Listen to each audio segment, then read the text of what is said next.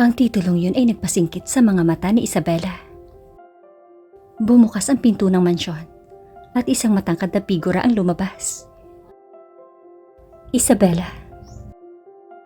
Marco. Hinila siya ng kanyang kapatid na si Marco sa isang yakap. Isang mahigpit na yakap para sa 5 taong hindi pagkikita. Sa wakas ay nakauwi na ang kapatid ko. Bulong ni Marco kay Isabela. Oh my God, Bella. Buto at balat na lang ang natitira sa'yo. Napasandal si Isabela sa malapad na balikat ng kanyang kapatid. Sa wakas ay ligtas na siya. Nasaan si Papa? Nasa study room naghihintay sa'yo. Binitawan ni Marco si Isabela at pinag-aralan ang mukha nito. Bella, mukha kang. Mukha ba akong gumapang palabas ng impyerno? Tumigas ang ekspresyon ni Marco. Ibigay mo ang pangalan. Ako na ang bahala. Umiling si Isabela. Gusto ko munang makita si Papa.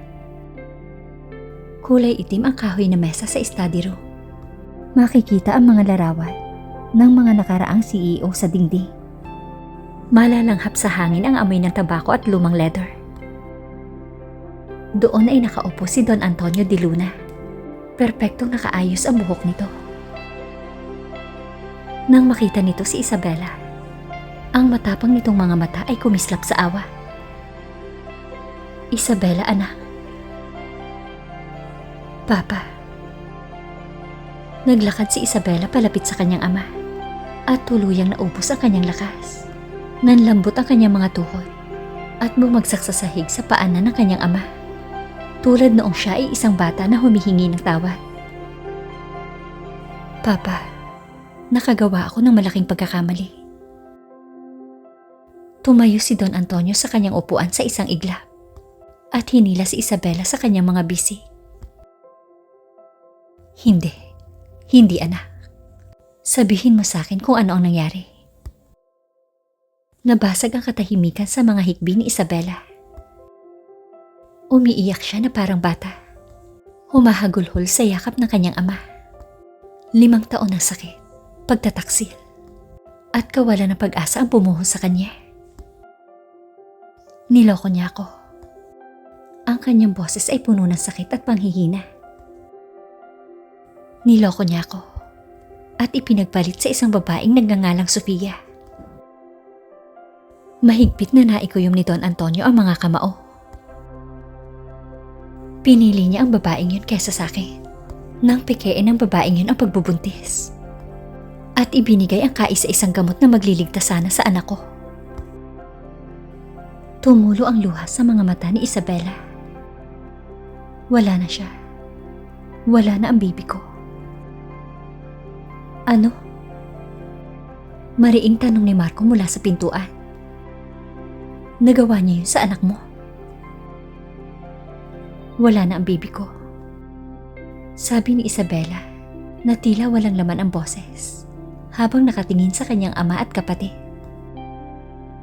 Patay na ang baby namin. Pinatay niya ang sarili niyang anak para sa isang kasinungalingan. Tumahimik ang buong paligid. Makapal at mabigat ang hangin. Pagkatapos ay nagsalita ang ama ni Isabela. Ang kanyang boses ay tila isang mahinang dagundong na kulo. Si Vince Moretti ay kailangang mahatulan. Hindi, Papa. Ako na mismo ang hahawak sa kanya. Lumapit si Marco at hinawakan ang balikat ni Isabela. Bella, sigurado ka ba? Isang buhay ang kinuha niya sa akin. Ako dapat ang maningil. Tumango si Don Antonio. Kung ganon, kailangan nating magplano. Ngunit sa ngayon, kailangan mo munang magpahinga. Tumango si Isabela. Tuluyang bumigay ang katawan niya sa pagod. 3 sunod-sunod na araw siyang natulog. At lumipas ang 1 buwan bago niya muling naramdaman ang kanyang katawan. Nang gabing yon, nagtipon sila sa malawak at mahabang hapagkainan. Nagbago na si Isabela. Maayos na ang kanyang pangangatawan at hitsura. Ang doktor ng pamilya ay nagbigay sa kanya ng pinakamahusay na gamot upang matiyak na gumaling ang kanyang katawan. Bumalik na ang prinsesa ng Diluna. Anong mga ari-arian ang meron tayo sa bansa? Tanong ni Isabela. Hindi na ganun kadami. Sabi ni Don Antonio habang hawak ang isang baso ng alak. Ang bansa ay inukit ng ilang pamilya. Ang Moretti ay nasa gitna sa pinakaitaas. Ang nangungunang aso sa bansa ay ang pamilyang Costello. Sabi ni Marco. Ang kanilang bagong CEO ay si Dante Costello. Sinasabi nila na ito ay isang malupit na hayop at isinusuot lamang nito ang isang pasadyang suit. Gaano siya kahayop? Natalo niya ang mga ulo ng 3 magkaribal na pamilya. Sabi ng ama ni Isabela at inilapag ang kanyang baso. Ngunit hindi yun ang punto. Anong ibig mong sabihin? Nagkatinginan sina Marco at Don Antonio.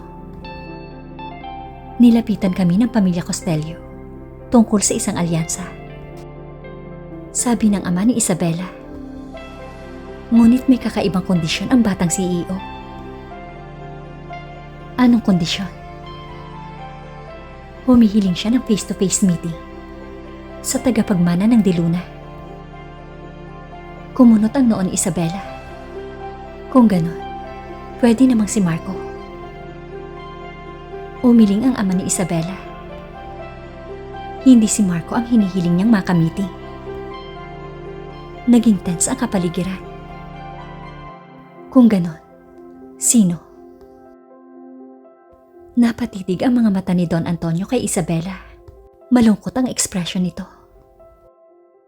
Ang problema, Bella, ay hindi hinihiling ni Dante Costello, ang anak na lalaki ng Diluna. Huminto si Don Antonio at hinayaan ang katahimikan sa hangin.